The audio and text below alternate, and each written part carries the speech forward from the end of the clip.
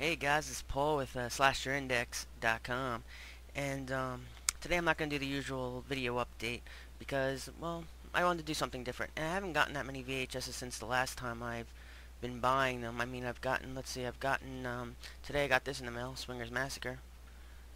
It's not really a slasher flick, it's a 70s exploitation flick, but maybe I'll do a review on that sometime. And I've gotten some Thriller big boxes, and I've gotten, let's see, what else did I get? I got a Paragon big box of the Mill of Stone Women and some stuff, and I'll do an update eventually, but I'll say that for another time because right now I want to do something a little different. I want to do a VHS review on a movie that I had tracked down, one of the first movies I've ever had to track down, and it's the notorious Attack of the Killer Refrigerator. Can you see that? Attack of the Killer Refrigerator. Donna Michelle. Movie was made in 1987. The VHS was released in 1990, which suggests to me that's probably one of the last Donna Michelle films, but it's certainly a unique VHS, and I'll tell you why in a second.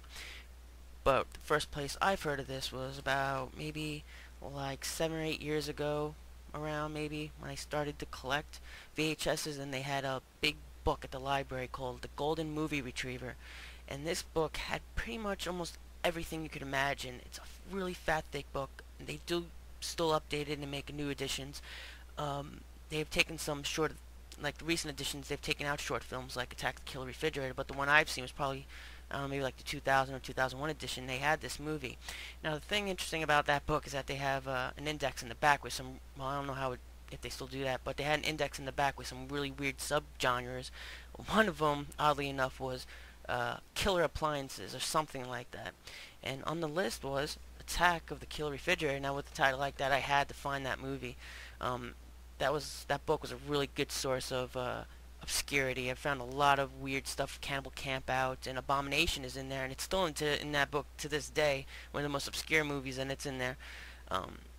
It really led me to a lot of new obscurities, underground films. So check out that book. It has everything. Like I said, it doesn't have a tactical refrigerator in there anymore, and I'm thinking it's because it's not a feature-length movie. It's only 15 minutes. But like I said, check it out, and let's talk about Attack the Killer Refrigerator. Now, I got this VHS on eBay. It was hard for me to find. I called video stores looking for it. I remember searching websites and all kinds of stuff, but I eventually got it on eBay, like most of us do. This movie we're looking for it eventually pops up on eBay. But I bought the movie, Attack the Killer Refrigerator. Now, I did not notice it also said in the hook of Woodland Heights. Did not notice that. But I guess the main attraction was Attack the Killer Refrigerator, and actually I bought it. Title was cool. The box is kind of interesting. You see how it has a little bubble. Oh no, I just hate cold cuts. That really cheesy caption there. Somewhat attractive chick on the cover. That chick's not in the movie. I'm guessing Donna Michelle came up with this image. And she's a lot nicer looking than the girls in the actual movie. But the movie is kind of weird. It starts off like, I don't know, like the kind of movie you would make in middle school. The titles look like it was done on a chalkboard. Filmed it, and then they wrote down another title on a chalkboard, and they filmed it again. They used transitions. It just looked really amateurish, like extremely amateurish. But the funny thing was that right in the opening titles, they spelled refrigerator wrong. They spelled it with a D, refrigerator.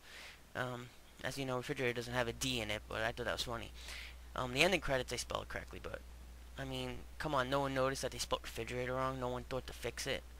But what it seemed like to me is that the movie was just kind of a spin-off of like this home movie of a party. A bunch of kids, wasted, drunk, hanging out at a party, and they just start hacking up a refrigerator. Kids do stupid things at a party or whatever. Michael Savino, he said, hey, let's just make a joke and let's make it look like the refrigerator came back to attack the people who started hitting them with a hammer. So that's pretty much what happens, and for 15 minutes, you know, it's just, you know, one person get knocked off one by one, cheesy effects, and you see the refrigerator shaking. It's an old-fashioned refrigerator. It's not like the refrigerator shown here. It's one of those old ones with just one door. And you can see people in the back refrigerator pushing it. It's really ridiculous. It's interesting. It's just funny to see these really bad actors trying their very best to act for such a ridiculous concept. So that's Attack of the Killer Refrigerator, shot in video, obviously. It feels like it was maybe done in like a frat house kind of thing, and it just feels like I said, it just feels like a home movie of a party, and they just put a comical twist on it. It's like one of those videos you might find on YouTube that people are just recording their friends, and then they're like, oh, let's make a joke, let's pretend this and this happened after the video, whatever. That's exactly what Attack the Killer Refrigerator is. The name is cool, the name attracts attention, and that's why it was chosen as the main title for this VHS by Donna Michelle. But the feature after is definitely a lot better than Attack the Killer Refrigerator. It's 40 minutes long, and it was made by the same people who made Attack the Killer Refrigerator, if you want to even call Attack the Killer Refrigerator a made movie. It was just slopped together, but Will Hook Woodland Heights is pretty cool. I mean, it's not like a crazy good movie, but it was a lot better, and it's shot in video, of course, and they put a lot of more technical camera shots and, you know, digital credits and stuff like that. It's not like the chalkboard thing that they had in the beginning of Attack the Killer Refrigerator. But a little bit on the story of this one.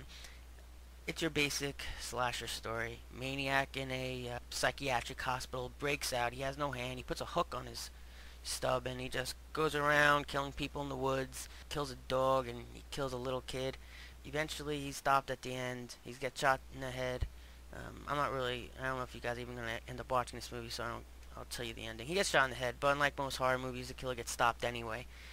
At least until a sequel. But, of course, this movie never had a sequel, thank goodness. But, so that's The Hook of Woodland Heights. It's interesting. Just some weird things about it. Like in the beginning, you have the opening credits. Well, you have like, you know, the names of the actors and stuff like that. And then the title comes up. The title just whizzes by, and you don't even really get to read the main title of the movie, The Hook of Woodland Heights. So that was kind of weird. But something that was pretty good in this movie, as well with Attack the Killer Refrigerator, surprisingly, is the music. The soundtrack of the movie was pretty good. They had a rock band make the theme song, Hooked on You.